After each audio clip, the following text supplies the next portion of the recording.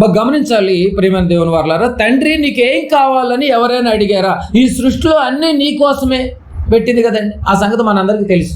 మరి ఈ సృష్టిని అనుభవిస్తున్నటువంటి మనము మరి తండ్రి నీకేం కావాలని ఏ రోజైనా అడిగేవానంటే మత్తయి సువార్త ఒకవేళ మనం అడుగుదాం పరిస్థితులు ఎలా ఉన్నాయో మనం తెలుసుకుందాం. సమాజం అయితే ఏమైపోయినట్టు కనిపిస్తుంది, మనకి చెడిపోయినట్టు కనిపిస్తుంది కదా. ఆ చెడిపోయిన సమాజంలో ఇప్పుడు నువ్వు రక్షించుకోవాలి అంటే వాక్యాన్ని నువ్వు ఇష్టపడాలి, అంతే కదా. భయభక్తులు కలిగి ఉండాలి. నీ తండ్రి పరలోకములో తండ్రి అయి ఉండాలి. శరీర దురాశను నెరవేర్చేవాడు అయి ఉండకూడదు. పైగా సత్యమును ఇష్టపడేవాడు అయి ఉండాలి. వాడు సత్యాన్ని ఇష్టపడినవాడు. మీరు ఎన్నన్నా చెప్పండి, మేము మాత్రం చేతుల నుంచే ప్రార్థన చేసుకుంటాం ఎగ్జాంపుల్గా. వాడు సత్యాన్ని వినడు, నమ్మడు. ఒకసారి చూద్దాం, తండ్రిని అడుగుదాం. తండ్రి 9వ అధ్యాయం మత్తయి సువార్త బాగా ఆలోచిద్దాం. మత్తయి సువార్త 9వ అధ్యాయము 6లో ప్రార్థన గురించి మెన్షన్ చేశాడు కదండి. 6లో మనకు ప్రార్థన డిస్కషన్ వచ్చింది. ఏమొచ్చింది? నువ్వు గదిలోనికి వెళ్ళి తలుపులు వేసుకుని నువ్వు ప్రార్థన చెయ్యి అని వచ్చింది. 32లోకి వచ్చేసరికి ఏం చెప్పాడు? నీకేం కావాలో నాకు తెలుసు నాయన, ఒకవేళ నువ్వు అంత ఇదిగా అయినా కూడా దాని రిజల్ట్ నేను ఇస్తాను కదా అని చెప్పేస్తాను అన్నాడు. అని చెబుతూ 9లోనికి వచ్చేమన్నాడు చూడండి. 9వ అధ్యాయము 37-38 వచనాలు. 37-38 వచనాలు. ఏ రోజైనా తండ్రి నీకేం కావాలని ఎవరైనా అడిగారా?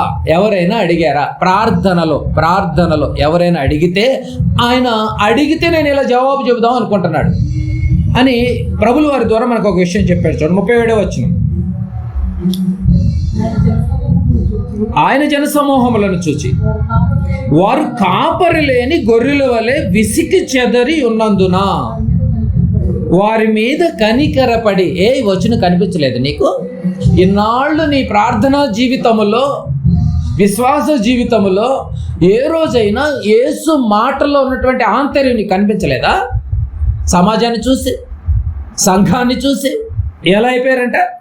ఆయన సమూహములను చూసి వారు కాపరి లేని గొర్రెల వలె విసికి చెదరి ఉన్నందున వారి మీద కనికరపడి.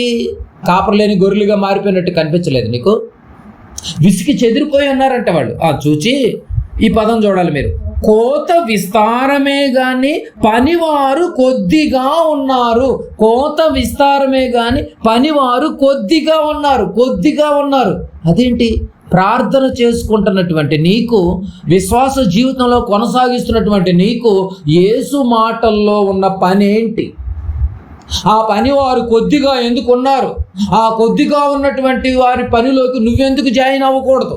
అసలు ఆయన పని ఏంటి? ఆ కోత ఏంటి? కోతే విస్తారంగా ఉందంట. పనివారు కొద్దిగా ఉన్నారు అంటే పని చేసేవాళ్ళు కొద్దిగా ఉన్నారు, పరలోకం వెళ్ళేవాళ్ళు కొద్దిగానే ఉన్నారు. కనుక అగ్నిలో నుంచి లాగినట్లు నువ్వు కొందరిని రక్షించాలి. ఇక్కడ ఇంత పెద్ద పని కనపడుతుంటే ఏమండి? 38వ వచనం. గనుక తన కోతకు, ఈ కోత ఎవరిది? తన కోతకు. అప్పుడప్పుడు ఇప్పుడంటే మిషన్లు వచ్చేసినాయి కానివ్వండి, మామూలుగా ఈ వ్యవసాయము అంతకుముందు పరిస్థితులు ఎలా ఉన్నాయండి అంటే, రేపు మా పొలాన్ని కొయ్యాలి అంటే కొంతమంది బ్యాచ్ని తయారు చేసుకునేవాళ్ళు ముందు రోజు ఒక 1 వీక్ ముందే నెక్స్ట్ వీక్ మా పొలాన్ని కొయ్యాలి అని చెప్పి రెడీ చేసుకునేవాళ్ళు మనుషుల్ని.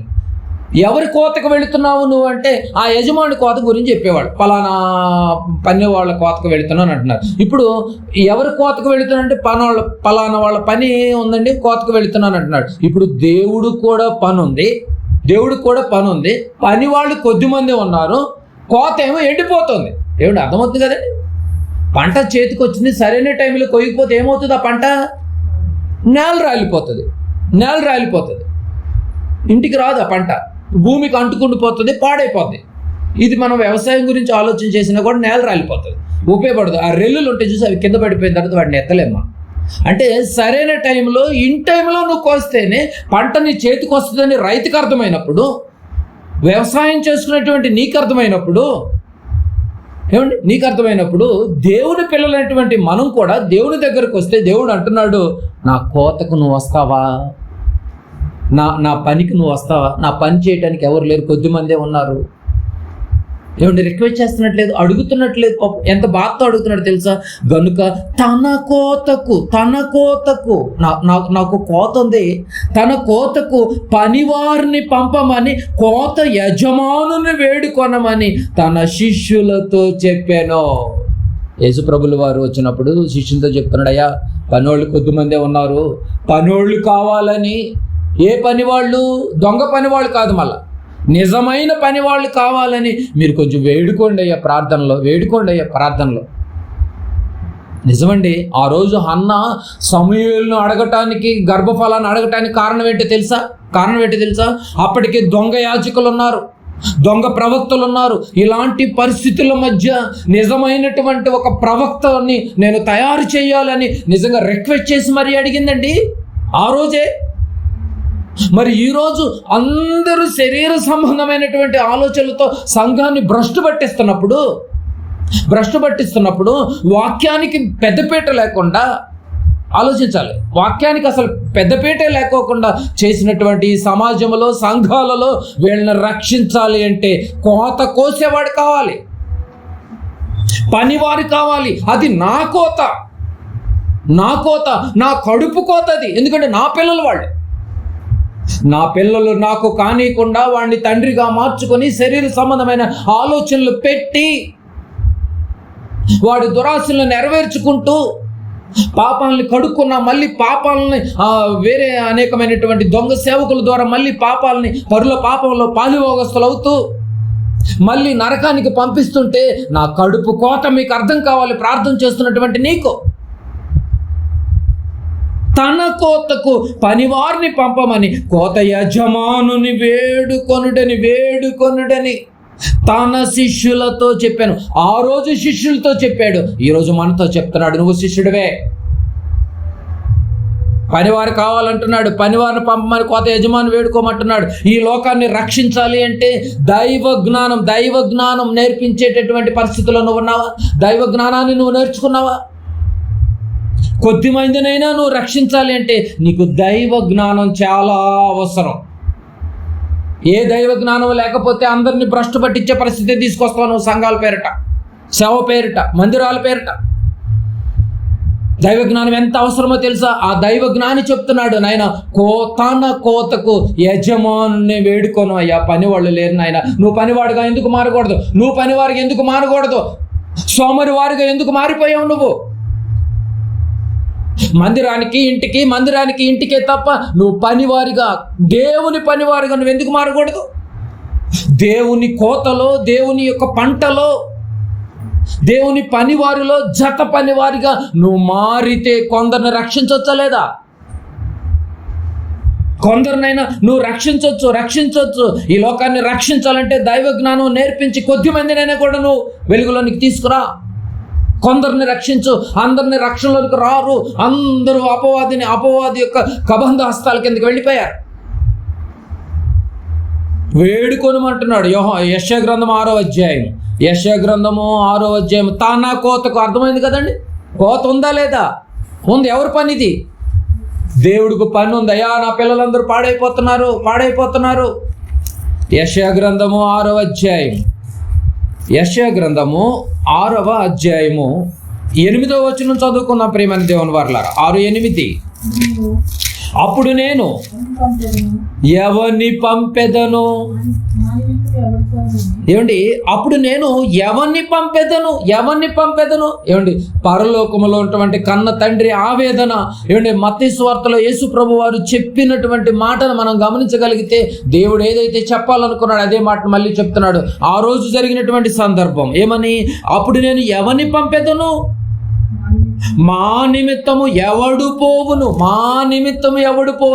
మా కోసం మా పిల్లల కోసం ఎవడు పోవునని ప్రభు సెలవీయగా వింటిని. అంతట నేను చిత్తగించుము, నేనున్నాను నన్ను పంపు.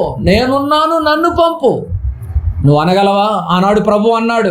అన్న మాట ప్రకారం ఈ లోకానికి వచ్చాడు. అన్న మాట ప్రకారంగా సిలువెక్కాడు. చిత్రహింసలు పడ్డాడు మన కోసం, మనందరి కోసం, మన వాళ్ళ కోసం. నన్ను పంపు, ఆ పనిలోనికి నన్ను దించు. పనివారు కొద్దిమంది ఉన్నారు నాయన. కోత విస్తారంగా ఉంది, కోత విస్తారంగా ఉంది. నిజంగా ఎంత గొప్ప మాటలండి. మా నిమిత్తం ఎవరు పోవునని అంటున్నాడు. ఇక్కడ ఆవేదన కనపడుతుంది. మీరు చూడండి, తండ్రి ఆవేదన కనిపించట్లేదా? అదే ఆవేదన తనయుడుగా యేసు ప్రభు మాటల్లో కనిపించట్లేదా? యజమాని అడగండి, పనోళ్ళు కావాలి. కనికరం చూపిస్తున్నారు. కాపరి లేక చాలా మంది చెదిరిపోయారట. ఈరోజు కాపర్లకు కొదవేముందండి? ఇప్పుడు మీకు అర్థమైందండి. సమాజంలో కాపర్లకేం కొదవ లేదు. చాలా మంది ఉన్నారు కాపర్లు. ప్రతి గల్లీకి కాపర్లే, ప్రతి గల్లీకి మందిరాలే. కానీ ఏ కాపర్ లేడు? దేవుడు అప్పచెప్పినటువంటి పని చేసే కాపర్లే. బాగా గమనించాలి. ఎవరిని పంపేదను ఎంత గొప్పగా ఉంది చూసండి. ఎవరిని పంపేదను అంటున్నాడు చూడండి. దేవుని వాక్యాన్ని చదివి ధ్యానించి బోధించేవారు ఈ సమాజానికి ఏమండి కావాలండి. నిజంగా అలాంటి వాళ్ళు కావాలి.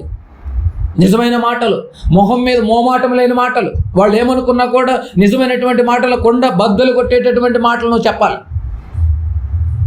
ఆ రోజు మోమాటం లేకుండా చెప్పాడు లేదు యేసు ప్రభువు వారు. అరే మీరు సూచనలు చూడటం వలన మీరు రావట్లేదు, కానీ కేవలం రొట్టెలు భుజించటకే మీరు వస్తున్నారు అనగానే ఏందో పెద్ద సీరియస్గా వెళ్ళిపోయారు. ఎవరికి నష్టం? అపవాది ఎంత మింగేస్తుందో తెలుసా అండి? శరీర సంబంధంగా సమాజంలో అందరినీ మార్చేసిందండి. దేవుని వాక్యాన్ని చదివి ధ్యానించి బోధించేవారు ఈ సమాజానికి కావాలండి, నిజంగా కావాలి. కానీ లోకములో జ్ఞానం ఉందని మీరు లోకంలో జ్ఞానం ఉందని చెప్పి లోకపు జ్ఞానానికి పరిగెడుతున్నారు. బాగా గమనించాలి. సమాజం ఎలా పాడు చేసిందో కూడా చూసారండి. ఇప్పుడు యువతను కూడా పట్టుకుంది. ఎలా పట్టుకుందో తెలుసా? లోక జ్ఞానమే గొప్ప అనుకుని లోక జ్ఞానంలోనే పేటరేగిపోతున్నారు. ఆ లోక జ్ఞానం గురించి బైబిల్ ఏముందో ఒకసారి చూడండి. లోక జ్ఞానం గురించి ఏముందో చూడండి. ఏమంటే నిజంగా అండి ఈరోజు అదే ఒక పిచ్చి జ్ఞానంగా నిజంగా చిన్ననాటి నుంచే అసలు పిల్లల్ని నిజంగా ఆ జ్ఞానంలో అసలు పెంచాలని, పెద్ద చేయాలని, ఇదే ధ్యేయంగా, ఇదే బడిగా, ఇదే ఒక బలంగా నాటుకుపోయేటట్టు చేసిందండి బాబు. కానీ దాని బైబిల్ ఏముందో చూడండి. కొరింథీయులకు రాసినటువంటి మొదటి పత్రిక 1వ అధ్యాయం. కొరింథీయులకు రాసినటువంటి మొదటి పత్రిక 1వ అధ్యాయం 20-21 వచనాలు చూడండి. 20-21 వచనాలు చూడాలి మీరు. 20-21 నేను చదువుతున్నాను చూడండి. జ్ఞాని ఏమయ్యను, శాస్త్రి ఏమయ్యను, ఈ లోకపు తర్కవాది ఏమయ్యను అని ఈ లోక జ్ఞానము దేవుడు వెర్రితనముగా చేసి ఉన్నాడు కదా. లోక జ్ఞానము వెర్రి అంటే పిచ్చండి బాబు. పిచ్చి ముదిరితే వచ్చేది ఏంటి? వెర్రి జ్ఞానముగా చేసి ఉన్నాడు కదా అని 21లో క్లారిటీ ఇస్తున్నాడు చూడండి. 21లో దేవుని జ్ఞానానుసారముగా లోకము, బాగా గమనించండి, దేవుని జ్ఞానం ఉంది, లోక జ్ఞానం ఉంది. రెండు జ్ఞానాలు మైండ్లో పెట్టుకోండి. దేవుని జ్ఞానం ఉంది, లోక జ్ఞానం ఉంది. దేవుని జ్ఞానానుసారముగా లోకము తన జ్ఞానము చేత దేవుని ఎరుగకుండినందునందు చూడండి. లోకములో జ్ఞానం బాగా వంటబట్టింది అనుకో, ఖచ్చితంగా వాడు దేవునికి దూరం అయిపోతాడు. అది ఎవరు చెప్పారు? బైబిల్ చెప్పింది. అసలు దేవుడు అంటే వాడికి తెలియదు అంటే ఎరుగకుండినందునందు చూడండి. ఎందుకు దేవుడిని ఎరగలేకపోయాడు ఆయన? నీ కుమారుడు దేవుణ్ణి ఎందుకు ఎరగలేకపోయాడు అంటే లోకము తన జ్ఞానము చేత దేవుణ్ణి ఎరగకపోగా ఏం మాట్లాడతాడు? స్వార్థ ప్రకటనను వెర్రితనము చేత. ఇప్పుడు స్వార్థ ప్రకటన వాడికి ఏమనిపించుద్దంట? వెర్రిగా ఉంటది. కానీ దేవుడు ఏమంటున్నాడు? అరే అసలు నువ్వు నేర్చుకున్నదే వెర్రిరా. పై వచనంలో ఏమన్నాడు? నువ్వు నేర్చుకున్న వెర్రి బట్టి స్వార్థ జ్ఞానం నీకు వెర్రిగా ఉంది. వెర్రితనము చేత నమ్ము వారిని రక్షించుట దేవుని దయాపూర్వక సంకల్పం ఆయనో. ఏమండి నిజంగా ఈ వెర్రి జ్ఞానాన్ని నేర్చుకొని అసలు ఈరోజు యువత సరిగా ఉంటున్నారండి? వీడు వాడిని చంపటం, వాడు వీడిని చంపటం, యాసిడ్ పోసేటట్టు, అక్రమాలు, అరాచకాలు, అల్లర్లు. 6వ తరగతి నుంచే అక్రమాలు. అసలు ఎంత పాడైపోయిందో మీరు బాగా గమనించాలి. ర్యాగింగ్లు, అసలు భయంకరమైనటువంటి సిస్టమ్. ఈరోజు నిజంగా విద్య ఉన్నవాడు, నిజంగా ఆ రోజు అక్షర జ్ఞానం ఉన్నటువంటి వాడు నిజంగా వాడు అక్షర జ్ఞానం ఉందనేవాళ్ళు అండి ఒక 50 సంవత్సరాల క్రితం. అక్షర జ్ఞానం నేర్చుకొని బుద్ధి వచ్చింది అంటారు. కానీ ఈరోజు నిజంగా విద్య ఉన్నవాడే ఎంత పశువుగా మారిపోయాడు. అంతే కదండి, విద్య ఉన్నవాళ్ళే కదండి చేస్తుంది. విద్యలో ఉన్న ఎవడన్నా చేస్తున్నారండి ఈ అక్రమాలు, అరాచకాలు? బాగా గమనించాలి అనే చెప్తున్నాడు. నిజంగా ఈరోజు ఒక ఆత్మహత్యలు కానీ, లేడు ఒక యాసిడ్ పోసుకోవటం కానీ, ఒక ర్యాగింగ్లు కానీ, నైట్ 12 నుంచి 2-3 వరకు, వేకుజామున వరకు కూడా మిడ్ నైట్ అంతా బయట తిరిగే వీళ్ళందరూ ఎవరు అనుకుంటున్నారు? వెర్రి జ్ఞానాన్ని వంట పట్టించుకున్నటువంటి వాళ్ళు. అపవాది ఎలా కబ్జా చేసిందో మీకు అర్థమవుతుంది కదండి. వెర్రి జ్ఞానాన్ని వంట పట్టించి ఏమండి సమాజంలో, సంఘాలలో ఎలా ట్రాప్ చేయాలో చేసేసింది. ఇక్కడ యూత్ని ఎలా చేస్తుంది? ఇప్పుడు వెర్రి జ్ఞానాన్ని వంట పట్టించి దేవుడు అన్నటువంటి మాటలే వాళ్ళ మధ్యలోనికి రానికుండా చేసేసింది. చూసారా? దేవుడి మాటలు అంటే గిట్టదు, వాక్యం అంటే గిట్టదు, వాక్యాలు అంటే నవ్వుతారు. వారి నోట దేవుని మాటలు పాటలుగా పాడాలన్నా కూడా నోరు పెగలదాళ్ళకే. అదే కూని రాగాలు, బయట ఈ సినిమాలకు సంబంధించిన కూని రాగాలు అయితే ఆటోమేటిక్ మ్యూజిక్లు వచ్చేస్తాయి నోట్లోంచి. అని పట్టింది కదండి, మరి వైరస్ పట్టింది కదా.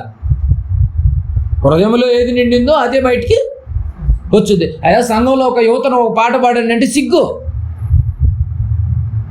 మరి అదే వ్యక్తి బయట స్టేజీల మీద ఏదైనా వెకేషన్లో, ఏదైనా వ్యాలంటేషన్ దాంట్లో పాడమంటే అబ్బో అసలు వాడే పాడేది. మళ్ళీ యువత ఎలా తయారైపోయింది మీరు కూడా. కాబట్టి చెడిపోయిన సమాజంలో ఇప్పుడు నీ పిల్లలను నువ్వు కాపాడుకోవాలంటే నువ్వు దైవ జ్ఞానం చాలా అవసరం. ఏది దైవ జ్ఞానం ఎక్కడుంది అసలు? దైవ జ్ఞానం లేకపోతే ఏమైపోతాం? మళ్ళీ పాపులుగానే మారిపోతాం. పాపులుగా ఉన్నటువంటి మనము ఏంటి పుట్టేటప్పుడు యథార్థంగానే పుట్టాం, తర్వాత పాపులుగా మారిపోయాం, పెరుగుతూ తంత్రాలు నేర్చుకుని. మళ్ళీ క్రీస్తు యొక్క రక్తంలో కడగబడ్డటువంటి మనల్ని మళ్ళీ మనం సేవా జీవితంలోనికి వెళ్ళిపోయిన తర్వాత అక్కడ మళ్ళీ పాపాలను అంటించుకుంటున్నాం. ఎలా సమాజాన్ని పాడు చేస్తుందో చూసారా? ఇలా నిన్ను నువ్వు రక్షించుకోవాలి, మళ్ళీ దేవుని పనివారిగా నువ్వు మారిపోవాలి. కొద్దిమందినైనా నువ్వు రక్షించాలి అంటే దైవ జ్ఞానం చాలా అవసరం. కానీ ఈరోజు దైవ జ్ఞానం నేర్పించే వాళ్ళు ఎవరు? దైవ జ్ఞానం లేకపోతే నువ్వేమంటావు? నువ్వు పిచ్చోడుగా మారిపోతావు. అందుకని బాగా లోక జ్ఞానం నేర్చుకున్న వాళ్ళు మైండిపోయిన వాళ్ళకి తిరుగుతూ ఉంటారు. ఎక్కడికి వెళ్తున్నాడు తెలియదు, ఎందుకు వెళ్తున్నాడు తెలియదు, ఏం మాట్లాడుతున్నాడు. వాళ్ళు మాటలు తక్కువగా ఉంటాయండి బాబు. వాడు అన్ని చేష్టలతోనే చేస్తాడు. వాడు వైఖరి అంతా వేరుంటుంది. లోక జ్ఞానము తన జ్ఞానము చేత దేవుని జ్ఞానమును ఎరుగకుండినందున సమాజాన్ని ఎలా చెడగొట్టాడు. ఇప్పుడు అర్థమైంది కదండి. ఎంత చెడగొడుతున్నాడో తెలుసా? ఇలాంటి పరిస్థితుల మధ్య నీ కుటుంబాన్ని కాపాడుకోవాలి, ఇలాంటి పరిస్థితుల మధ్య నీ బిడ్డలను కాపాడుకోవాలి. ఇలాంటి పరిస్థితుల మధ్య ఒక నోహు కాపాడబడ్డాడు, ఏమండి ఒక దానియేలు కాపాడబడ్డాడు, ఒక అబ్రహాం కాపాడబడ్డాడు. ఆలోచించాలి. మరి ఇప్పుడు మనం ఏం చేయాలి? మరి ఇలాంటి పరిస్థితుల మధ్య మనం ఏం చేయాలి? సమాజం అయితే పాడైపోయిన సమాజంలో, చెడిపోయిన ఈ సమాజంలో ఆత్మను నువ్వు రక్షించుకోవాలి అంటే వాక్యానికి నువ్వు లోబడాలి, దైవ జ్ఞానానికి లోబడాలి, దేవునికి భయపడాలి. ప్రార్థన విషయంలో నువ్వు చాలా జాగ్రత్తగా ఉండాలి. దేవుడే రిజల్ట్ ఇచ్చేంతగా మన లైఫ్ స్టైల్ ఉండాలి. అపోస్తల కార్యములు 2వ అధ్యాయం, బాగా గమనించాలి. ఇలా తయారవటానికి కారణాలన్నీ ఇవేనండి బాబు. ఎప్పుడు చదువు అని నూరు పోసేవే, ఆ నూరు పోసిందే వాడికి వంట పట్టేది. అర్ధరాత్రి లేస్తే చదువు, ఉదయం లేస్తే చదువు. పర్సంటేజీలు సరిగా రాకపోతే ఏం చేస్తాడు? ఎడు తిరిగి నాకు పర్సంటేజ్ రాలేదని చెప్పి వాడు ఆత్మహత్య చేసుకుంటాడు. బిల్డింగ్ అదే కాలేజీ ఎక్కడైతే నేర్చుకున్నాడో, ఏ విద్య అయితే నేర్చుకున్నాడో, పిచ్చి జ్ఞానం అదే బిల్డింగ్ మీద చూసి చచ్చిపోతాడు.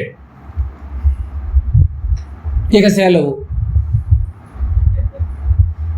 ఫ్లెక్సీలు. అపోస్తల కార్యములు 2:40 బాగా గమనించాలి. ఇవన్నీ అర్థం. చెడిపోయిన ఈ సమాజంలో క్రైస్తవుడు నువ్వు జాగ్రత్త, నీ కుటుంబం జాగ్రత్త, నీ బిడ్డలు జాగ్రత్త. అపోస్తల కార్యములు 2:40 ఇంకను అనేక విధములైనటువంటి మాటలు చెప్పి సాక్ష్యం ఇచ్చి, ఏమండి మీరు మూర్ఖులగు ఫుట్నోట్లో ఏముందండి 2లో? ఎవడు సరైన క్రమంలో లేడు లోకంలో. అర్థమైంది కదండి? సరైన క్రమంలో పెట్టేవాడు ఏమన్నా నడిచేవాడు క్రైస్తవుడు. నడిచే క్రైస్తవుడే, సరైన క్రమంలో పెట్టే క్రైస్తవుడే దారి మళ్ళితే. అందుకే అంటున్నాడు చూడండి, ఇలాంటి పరిస్థితుల మధ్య ఈ చెడిపోయిన ఈ సమాజంలో నిన్ను బ్రతికించేది, నిన్ను రక్షించేది శక్తిగల వాక్యం. ఆ వాక్యాన్ని నువ్వు నమ్మాలి. మూర్ఖులకు ఈ తరం వారికి వేరై వంకరంగా నడుతున్నారండి బాబు వీళ్ళంతా. వేరై ఈ తరము వారికి వేరై రక్షణ పొందుడని వారిని హెచ్చరించెను. హెచ్చరిక, బతిమలాటమేమి లేదు.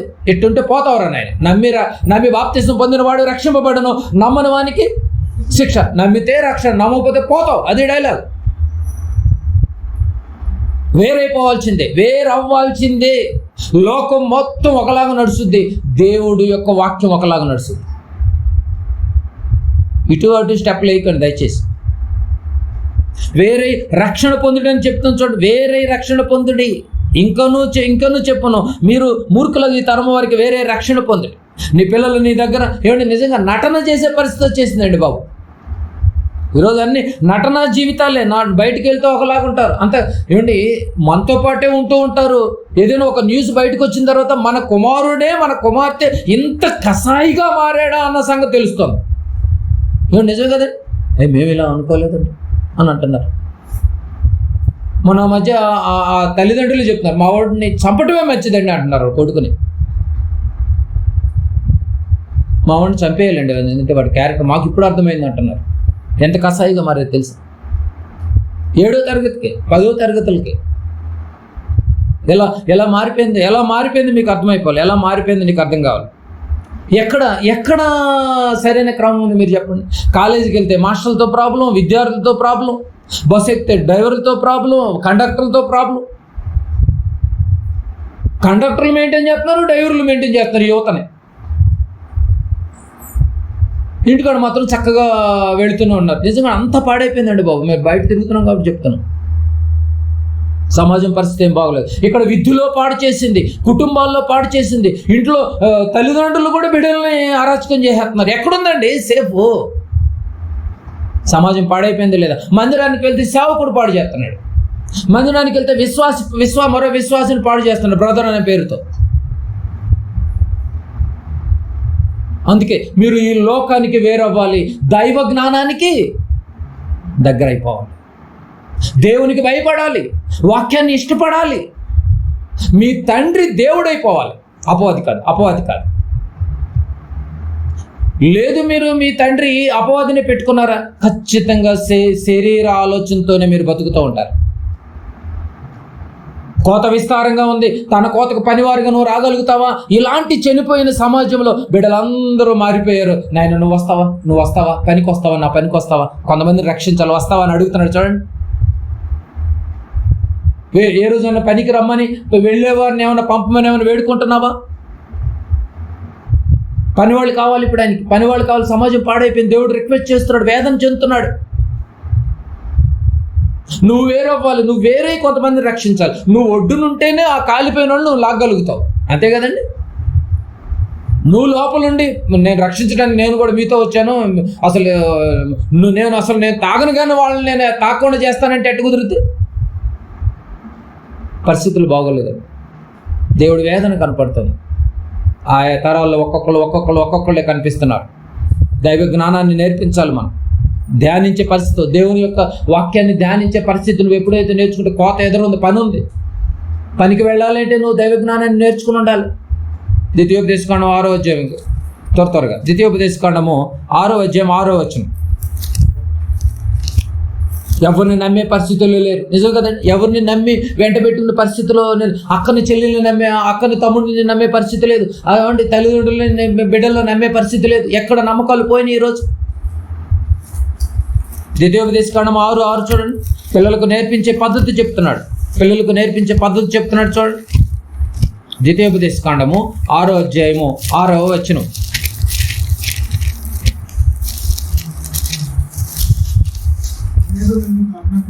నేడు నీకు ఆజ్ఞాపించు ఈ మాటలు నీ హృదయంలో ఉండవలెను.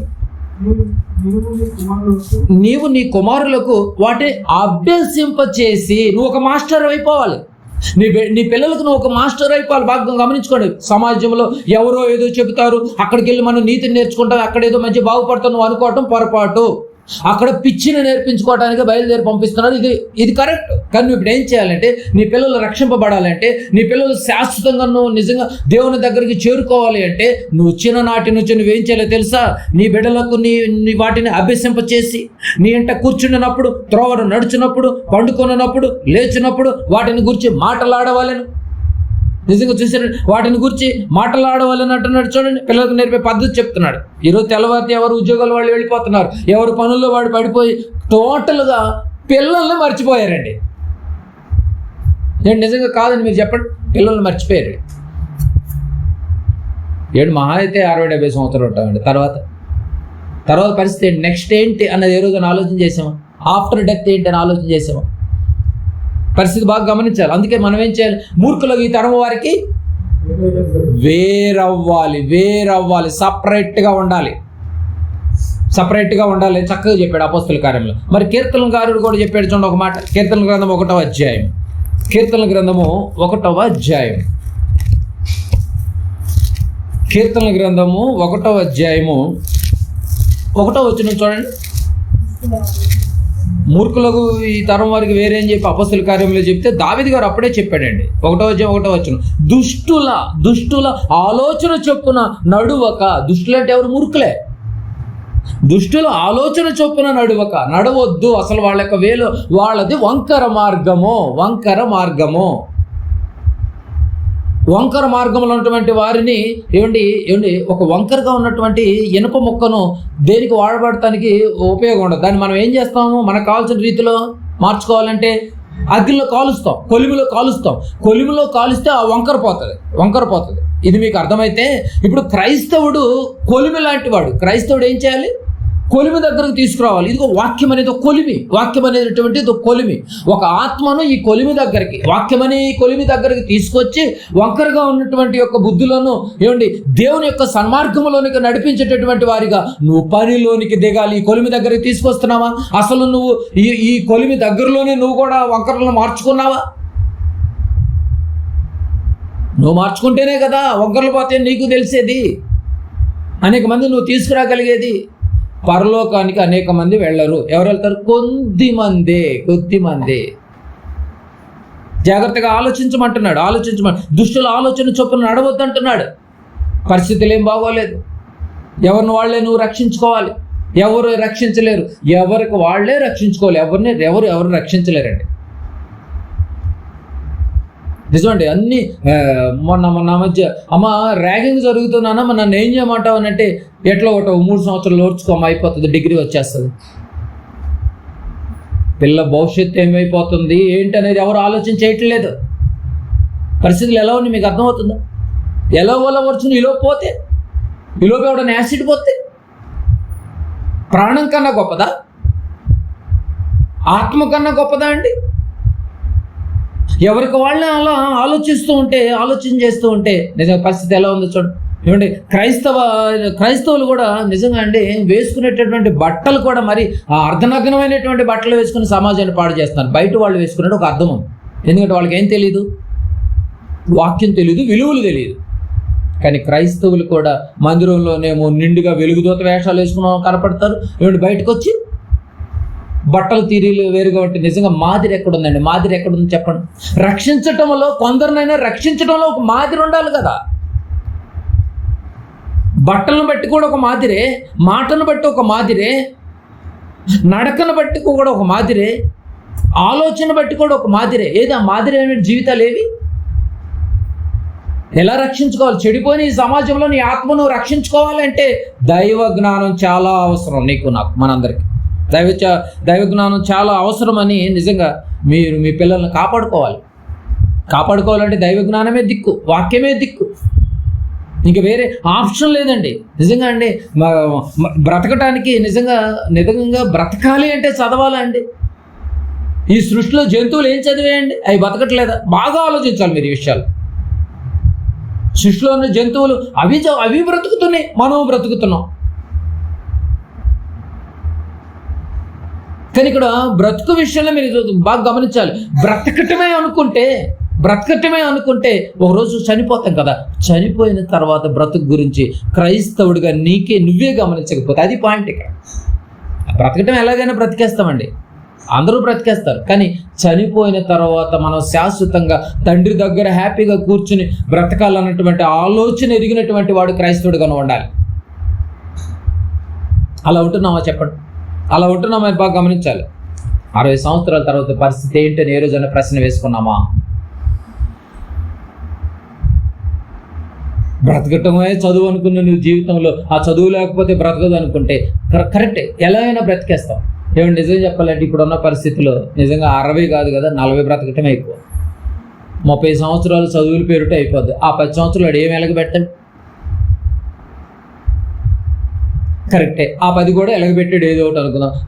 ఆఫ్టర్ డెత్ 60 సంవత్సరాలు 40 సంవత్సరాల తర్వాత 50 సంవత్సరాల తర్వాత పరిస్థితి ఏంటి అని ఏ రోజైనా నువ్వు, నీ పిల్లలు, నీ భార్య, నీ భర్త ప్రశ్న వేసుకున్నారా? ఎలాగైనా నేను రక్షింపబడాలి శాశ్వతంగానే ఏ రోజున ఆలోచన చేశారు? చివరిగా 2 మాటలు చూద్దాం. యోహాను సువార్త 7వ అధ్యాయం. యోహాను సువార్త 7వ అధ్యాయము. ఆలోచించండి ప్రియమైన దేవుని వర్లారా, ఎందుకంటే వేరే అవ్వకపోతే చాలా కష్టం. యోహాను సువార్త 6వ అధ్యాయము 7వ అధ్యాయం, క్షమించండి, యోహాను సువార్త 7వ అధ్యాయము 14-15 వచనాలు చూడండి. యోహాను సువార్త 7వ అధ్యాయము 14-15 వచనాలు. సగము పండుగ అయినప్పుడు యేసు దేవాలయంలోనికి వెళ్ళి బోధిస్తున్నాడట. సగం పండుగ అయిపోయిందట. ఏమండి, సగం పండుగ అయినప్పుడు యేసు ప్రభువులు దేవాలయంలోకి వెళ్ళి యథావిధిగా బోధిస్తున్నాడు. బోధించినప్పుడు యూదులు అందుకు ఆశ్చర్యపడి, ఎందుకు సగం పండుగ అయిపోయిన తర్వాత వచ్చాడేనా? బోధిస్తున్నాడు. ఏంటి, యేసు ప్రభువుల వారు ఏ స్కూల్లో జాయిన్ అయ్యాడండి? బాగా గమనించండి. ఇక్కడ సగం పండుగ అయినప్పుడు యేసు దేవాలయంలో బోధిస్తున్నాడు. రైట్, బాగుంది. యూదులు అందుకు ఆశ్చర్యపడి చదువుకొనని ఇతనికి ఈ పాండిత్యం ఎట్లు వచ్చేనని చెప్పుకొనిరి. ఒరే, మనం ఎంత చదువుకున్నాం, ధర్మశాస్త్రాన్ని పట్టించే అంతగా చదువుకున్నాం. యూదులు, మనమేమో చదువుకున్నట్టుగా ఆనవాళ్ళు ఉంది. యేసు ప్రభు ఎక్కడ కూడా కాలేజీకి వెళ్ళినట్టు లేదు, స్కూల్కి వెళ్ళినప్పుడు లేదు, యూనివర్సిటీకి వెళ్ళినట్టు లేదు. మనకు రావాలి కానీ వస్తే పాండిత్యం, మనం బోధిస్తే అందరూ చూసి ఆశ్చర్యపడాలి. కానీ ఈయన చదువుకోనని ఇతని పాండిత్యానికి మనం ఆశ్చర్యపోతున్నామేంటి? అర్థమైందండి మీకు పాయింట్? ఇతనికి ఎంత పాండిత్యం ఏడి నుంచి వచ్చింది? మనం ఎంత చదువుకున్నాం కదా, ఆ చదువే కొంపముంచింది. ఆ చదువే ఏం చేసిందని చెప్పింది ఇందాక. లోక జ్ఞానము తన జ్ఞానము చేత దేవుని జ్ఞానాన్ని ఎరుగకుండినందున చదువుకోనని ఇతనికి ఇంత పాండిత్యము ఎక్కడ నుంచి వచ్చినని చెప్పుకొనిది. అందుకే యేసు, నేను చేయబోద నాది కాదు, నన్ను పంపిన వానిదే. ఏమండి, శిష్యులండి చేపలు పట్టుకునేవాళ్ళు. ఏంటండి, ప్రపంచానికి మూల పురుషులుగా మారిపోయారు, మూల స్తంభాలుగా మారిపోయారు. వీళ్ళకి ఇంత పాండిత్యం ఎక్కడి నుంచి వచ్చింది? జస్ట్ అక్షర జ్ఞానం ఉంటేనండి నిజంగా దేవుని జ్ఞానం ఎలాగైనా వచ్చుద్దండి నువ్వు అనుకుంటే. శిష్యులకి ఎలా వచ్చింది? నువ్వు రక్షించాలి అంటే కుటుంబాలను పాడు చేస్తున్నారు అన్నాడు. ఏమంటే కుటుంబాలను పాడు చేస్తున్నారు అన్నాడు తీతు పత్రికలో. వారి నోళ్ళు మూయించాలి అన్నాడు. అంటే నోటి నుంచి వచ్చే మాటే కుటుంబాలను పాడు చేస్తుంది. ఆ పాడైపోయినటువంటి కుటుంబాలను రక్షించేది ఏంటి? మళ్ళీ మాటే. ఏ మాట? దేవుని మాట. ఆ మాటను నువ్వు సమాజంలోనికి తీసుకువెళ్ళాలి. ఆ మాటలో ఉన్నటువంటి, ఆ మహత్తు మాటలో ఉన్నటువంటి ఆ అంతర్యం నీకు అర్థం కావాలి. ఆ మాటే వాక్యం. ఆ వాక్యమే శక్తి గలది. ఆ శక్తి గలటువంటి వాక్యాన్ని ఇదిగో మనము ఎన్నో సంవత్సరాల నుంచి మనం పఠిస్తున్నాం కదా. ఈ పాండిత్యం ఎక్కడి నుంచి వచ్చింది అంటున్నారు యూదులు. చూసారండి, యూదులు ఈ పాండిత్యం ఎక్కడి నుంచి వచ్చిన చదువుకొనని ఇతనికి ఈ పాండిత్యం ఎక్కడిది? దేవుడి చదువు వేరు, లోక చదువు వేరు.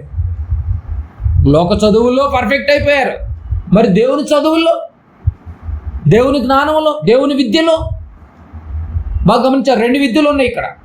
దేవుని విద్యలో పాండిత్యాన్ని సంపాదిస్తే దేవుడి దగ్గర చేరుకోగలుగుతావు. లోక విద్యలో పాండిత్యాన్ని సంపాదించిస్తే నరకానికే చేరుకుంటారు. ఏ విద్యలో ఉన్నావు నువ్వు? ఏ జ్ఞానంలో ఉన్నావు? బైబిల్ విద్యనే నువ్వు పఠిస్తున్నావా? 60 సంవత్సరాల తర్వాత నీ బతుకేంటి? సమాజం అయితే చెడిపోయింది, సంఘాలు చెడిపోయింది, యూనివర్సిటీలు చెడిపోయినాయి, కాలేజీలు చెడిపోయినాయి, స్కూళ్ళు చెడిపోయినాయి, ప్రాథమిక పాఠశాలలు చెడిపోయినాయి. ఈరోజు మ్యాక్సిమం ఆలోచనలు మారిపోయినాయి. పిల్లలకు వెర్రి జ్ఞానం ఎక్కువైపోయింది. నీ ఆత్మ నువ్వు ఎలా కాపాడగలుగుతావు? ఎక్కడికి వెళ్ళినా ప్రాబ్లంగానే ఉంది. నిన్ను రక్షించేది శక్తిగల వాక్యం. ఆ వాక్యాన్ని నువ్వు ఎంతగా ధ్యానిస్తున్నావు, ఎంతగా పఠిస్తున్నావు, ఎంతగా భయపడుతున్నావు, ఎంతగా ఇష్టపడుతున్నావు. అంతేగాని నువ్వు మోకరించి నువ్వు ప్రార్థన చేసి లేనిపోయిన అన్ని వారి భోగముల నిమిత్తం ఒకవేళ నువ్వు అడుగుతున్నావేమో, నీకు ప్రతిఫలం ఇవ్వాలి అంటే నీ యొక్క ప్రార్థనలో కూడా ఒక విషయం ఉండాలి. ఆయనకు కావాల్సింది పనివారు కావాలి. నా పని కోసం నువ్వు వస్తావా? నా పని చేయాలంటే నీ దగ్గర ఏముండాలి? జ్ఞానం ఉండాలి. ఏ జ్ఞానం ఉండాలి? లోక జ్ఞానం ఉండటం వల్ల నువ్వు నా పని చేయలేవు. లోకంలో ఎదగండి, నాకు కాదు అట్లా, కానీ మీరు నా దగ్గరికి రాలేరు. బాగా ఆలోచించాలి. చదువుకోనని ఇతనికి పాండిత్యం ఎక్కడ? పండితుల పాండిత్యం కన్నా గొప్పదండి బాబు. లోకంలో బాగా పండితులు అంటారు చూసారు, అలాంటి పండితుల కన్నా గొప్పదేది? పండితుల పాండిత్యం కన్నా గొప్పదేది? బైబిల్. అలాంటి బైబిల్ నీ చేతుల్లో ఉంటే, అలాంటి లోకానుసారంగా బతికేటటువంటి వాళ్ళు అందరినీ నీ వైపుకి మళ్లించే శక్తి నీ దగ్గర ఉంటే, అలాంటి శక్తి గల వాక్యాన్ని నువ్వు పక్కన పెట్టి నువ్వు కూడా చెడిపోతావా? ఆత్మను రక్షించుకోవా? కొందరినైనా రక్షించవా? నీ కుటుంబాన్ని రక్షించుకోవా? దినదినము కూర్చోబెట్టి నేర్పించవా? కనుక బాగా గమనించాలి. చదువు కొనని ఇతనికి ఇంత పాండిత్యాన్ని నేర్చుకుని ఎక్కడ నేర్చుకున్నాడు? పరలోకములో తండ్రి పాదాల దగ్గర నేర్చుకున్నట్టుగా మనకు అనిపిస్తుంది యోహాను సువార్తలో.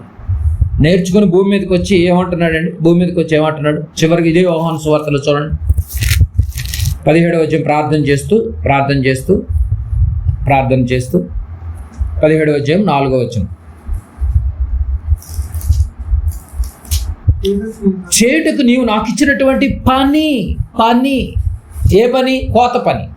మత్తయి సువార్తలో చెప్పాడు కదండి, పనివారు కొద్దిమందే ఉన్నారు నాయన, యజమాని వేడుకొని పనివారు కావాలన్నాడు కదా. పని చేసి చూపించాడు. చూశారండి, దేవుని పని, తండ్రి పని, ఆత్మలు రక్షించేటటువంటి పని. చేటుకు నీవు నాకు ఇచ్చినటువంటి పని నేను సంపూర్ణముగా నెరవేర్చి. లోకంలో గొప్పగా బతకొద్దని నేను అంటలేదండి, బతకండి, కానీ లోకంలో సంపూర్ణ అయ్యావు, లోక జ్ఞానంలో సంపూర్ణత సంపాదించావు, ఓకే కాదంట్లా. దానివల్ల మహా అయితే కొద్ది రోజులు బ్రతకడానికి ఏదో నాకు దారి దొరుకుతావు, కాదంట్లా. కానీ తర్వాత పరిస్థితి ఏంటి నువ్వు ఆలోచన చేస్తే నువ్వు ఎంటీ నీకు అనిపించే శూన్యమే, చీకటే. కానీ దేవుడు చెప్తున్నాడు, తన కుమారుడి ద్వారా చెప్తున్నాడు, చేయుటకు నువ్వు నాకు అప్పచెప్పినటువంటి పని నేను సంపూర్ణంగా నెరవేర్చి భూమి మీద నిన్ను మహిమ పరిచితిని. దేవుణ్ణి మహిమపరిచేటటువంటి పనిలో నువ్వు ఉన్నావా?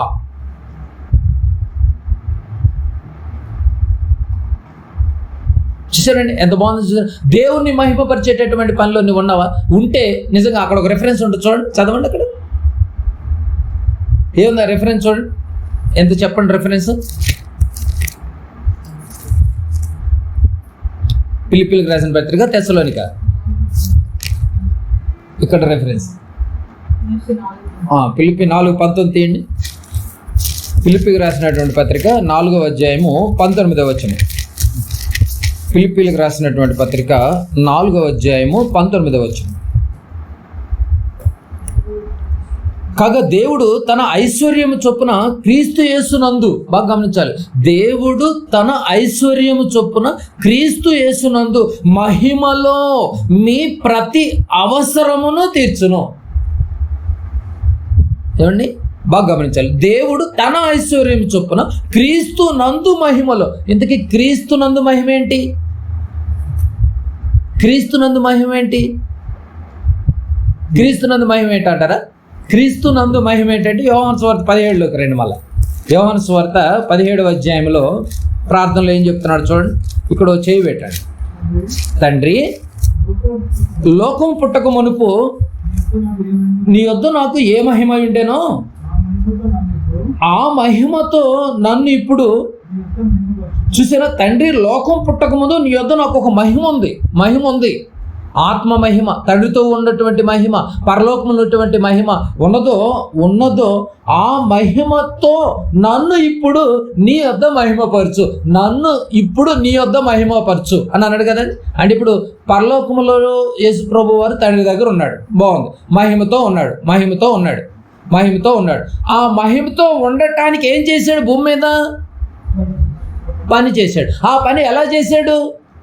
సంపూర్ణంగా చేశాడు. అంటే సంపూర్ణంగా చేస్తే పరలోకములో యేసు ప్రభువు వారికి మహిమ ఎలా వచ్చిందో నీవు కూడా భూమి మీద నీకు ఒక పని ఇచ్చాడు. ఏమంటే కోత కోసే పని, దేవుడు అప్పచెప్పిన పని. ఆ కోత ఏదో కాదు, ఆత్మలను రక్షించేటటువంటి పని నువ్వు కూడా చేస్తే యేసు ప్రభువుల వారు మహిమతో తండ్రి కుడి పార్శ్వం మీద ఎలా కూర్చోగలిగాడో అలాంటి మహిమతో నిన్ను కూడా ఇప్పుడు ఫిలిప్పీ 4 చూడండి. నిన్ను కూడా దేవుడు తన ఐశ్వర్యం చొప్పున క్రీస్తు యేసునందు మహిమలో నువ్వు కూడా పూర్తి చేస్తే భూమి మీద పూర్తి చేస్తే మీ ప్రతి అవసరమును తీర్చును. టోటల్గా మీ అవసరం ఏంటి? ఫైనల్గా క్రైస్తవులకి పరలోకం, నిత్య జీవం, అంతే కదండి. తండ్రితో ఉండేటటువంటి ధన్యత. స్టెఫెన్ గారు అంటాడు, నాయన నేను యేసు ప్రభు దగ్గరికి వెళ్ళిపోతున్నానంట. చూసారా? అంటే యేసును చేరుకోవటం మన అవసరత. ఈ చివరికి ఈ అవసరతలన్నీ, ఆకలి లేని, దప్పులు లేని, దాహము లేని లోకానికి వెళ్ళటం మనకు అవసరం. ఆ అవసరతలన్నీ దేవుడు తీర్చేది ఏదేనంటే దేవుడు అప్పచెప్పినటువంటి పని. బాగా గమనించండి. ఇక్కడ లోక జ్ఞానములో ఒకవేళ నువ్వు బ్రతికితే కొద్ది రోజులు నువ్వు హ్యాపీగా ఉంటావు. తర్వాత నువ్వు దాహం కోసం, చుక్క నీటి కోసం ధనవంతుడు అడుగుతూనే ఉన్నాడు. ఆ రోజు అర్థమైంది మీకు పాయింట్? అడుగుతున్నాడు. లోక జ్ఞానాన్ని నేర్చుకునే లోకంలో నువ్వు ఎంత గొప్పగా బతికినా 60 సంవత్సరాల తరువాత మళ్ళీ నువ్వు దాహం కోసం, చుక్క నీటి కోసం వెతకాలి, దేవుడు అప్పచెప్పిన పని పూర్తి చేయకపోతే. కానీ దైవ జ్ఞానంలో నువ్వు కానీ సంపూర్ణమై దేవుడు అప్పచెప్పిన పనిని సంపూర్ణం చేసి చక్కగా నెరవేర్చగలిగితే అక్కడ దాహమైనను, ఆకలైనను, ప్రకటన గ్రంథంలో ఉంటుంది, ఆకలైనను, దప్పికైనను ఉండదు. బంగారు వీధుల్లో హ్యాపీగా నడవచ్చు. తేడా అర్థమైంది మీకు పాయింట్? సమాజం చెడిపోయిన ఈ సమాజంలో బుద్ధిమంతుడైతే పరలోకమునకు వెళ్ళే జీవ మార్గమును భూమి మీద నువ్వు నడుచుకో. ఆత్మను ఎలా రక్షించుకోవాలి అని అంటే నువ్వు దైవ జ్ఞానాన్ని నేర్చుకోవాలి, ఆత్మను రక్షించే శక్తి గల వాక్యాన్ని నేర్చుకోవాలి, దేవుడికి భయపడాలి, వాక్యాన్ని ఇష్టపడాలి. పనివారు కొద్దిమందే ఉన్నారు. నువ్వు కూడా నమ్మకమైనటువంటి పనివారిగా మారగలవా? నీ కుటుంబాన్ని రక్షించగలవా? చదువుకొనని ఇతనికి ఇంత పాండిత్యం ఏడొచ్చింది అన్నటువంటి వాళ్ళే హవాక్ అయిపోయారు. అలాంటి చదువుకొనని పాండిత్యాన్ని సంపాదించుకున్నటువంటి మహాశక్తి ఈ భూమి మీద 33.5 సంవత్సరాలు గొప్పగా బ్రతికి పరలోకానికి మహిమలో చేరుకున్నాడు. మనందరికీ, క్రైస్తవులందరికీ మాదిరి యేసు అయితే ఆ యేసు మహిమలోనికి వెళ్ళిపోయాడు. మనం కూడా అదే మహిమలోనికి మనం వెళ్ళాలి అంటే భూమి మీద మనం ఖచ్చితంగా మన ఆత్మను మనం రక్షించుకోవాలి. సమాజం చెడిపోయిన ఈ సమాజంలో నిన్ను నన్ను రక్షించేది ఒకటి. ఇప్పటి వరకు మనం ఆలోచించిన విధానాన్ని ఇదిగో ఈ వాక్యం, ఈ 66 పుస్తకాలే నిన్ను రక్షించేది. ఈ రక్షించే శక్తి గల వాక్యాన్ని సాత్వికంతో అంగీకరిస్తారో, తిరస్కరించి కక్కివేస్తారో బాగా ఆలోచించండి. మీ కుటుంబాలు చాలా ఇంపార్టెంట్. లోకంలో ఏది ఇంపార్టెంట్ కాదు, కానీ లోకంలో నువ్వు ఇంపార్టెంట్, నీ భర్త ఇంపార్టెంట్, నీ భార్య ఇంపార్టెంట్, నీ బిడ్డలు ఇంపార్టెంట్, తల్లి తండ్రులు, మీ బంధువులు అందరూ ఇంపార్టెంట్. అలా ఇంపార్టెంట్ అయినటువంటి దేవుని బిడ్డల్ని ఎవరు రక్షిస్తారని ఎదుగుతున్నాడే, వేదన చెందుతున్నాడే. మరి కొద్దిమంది నన్ను రక్షించండి అని అన్నాడే. ఆ రక్షించాలి అంటే నీ దగ్గర ఆయుధం ఒకటే, వాక్యం. అలాంటి వాక్యాన్ని నీకు ఇష్టం వచ్చినట్టుగా తోలనాడుకునే పరిస్థితి తెచ్చుకోకుండా వాక్యానికి పెద్దపీట వేయండి, వాక్యాన్ని విశ్వసించండి, ఆత్మలను రక్షించుకోండి. యేసు ప్రభులు వారు ఇదే వాక్యాన్ని, ఇగో వాక్యములో వాళ్ళని సత్యములో ప్రతిష్ఠ చేయండి అన్నాడే. మరి నువ్వు ప్రతిష్ఠ అయ్యావా? మరి ఈ 20 సంవత్సరాల జీవితంలో, 30 సంవత్సరాల జీవితంలో దేవునిలోనికి వచ్చి నువ్వు దేనిలో ప్రతిష్ఠత చెందావు? నీ తండ్రి ఎవరు? ఎవరి ఆశలు నెరవేరుస్తున్నావు? దేని గురించి నువ్వు ప్రార్థన చేస్తున్నావు? దేవుడు రిజల్ట్ ఇచ్చేదిగా నీ ప్రార్థన ఉందా? ప్రతిఫలం ఇచ్చేదిగా నీ ప్రార్థన ఉందా? దేవుని పని ఎదురు చూస్తుంది, కోత విస్తారంగా ఉంది. నువ్వు పని వాళ్ళకి ఎందుకు మారకూడదు? ఇలాగే ఒకవేళ నువ్వు ఉంటే నేను అందరూ పాడు చేసేవాళ్లే. కానీ దేవుడు చేయి చేసి అడుగుతున్నాడు, నిన్ను నేను రక్షిస్తాను, వస్తావా? అయితే నీ చేతిలో ఉన్న బైబిల్ చూడు, గ్రంథాన్ని ఓపెన్ చేసి చూడు. చాలా మంది తండ్రి ఎవరైపోయారంట? అపోదైపోయారు. వాడు సత్యమందు వాడు నిలవడు. మీరు ఎంత సత్యం చెప్పినా, ఎంత వాక్యం చెప్పినా అసలు వాళ్ళకి ఎక్కదు, గ్రహించరు, అర్థం చేసుకోరు. కానీ ఎవరు ఒకళ్ళు ఎక్కడో అర్థం చేసుకుంటారు. వాళ్ళ కోసమైనా నీ పనితనం కనిపించాలి. అందరూ పనివారుగా మారదాం, పనిని కంప్లీట్ చేద్దాం.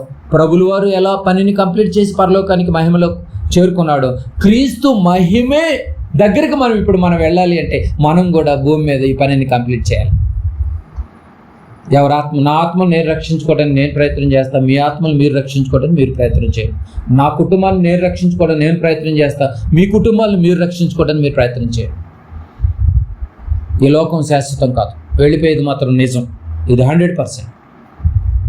ఇందాక మనం చెప్తున్నాడు, ఆనబెట్టి చెప్తున్నాను జీవంతోడు, నేను ఎలాంటి విశ్వాసఘాతంగా ఈ లోకాన్ని ఆ రోజు క్లోజ్ చేయడానికి వచ్చినప్పుడు ఆ దేశాన్ని క్లోజ్ చేస్తే ఈ నోహను, దానియేలును, ఏమండి ఈ యోబును ఎలా రక్షించగలిగానో రేపు ఈ విపత్తు ఈ లోకానికి రాబోతుంది.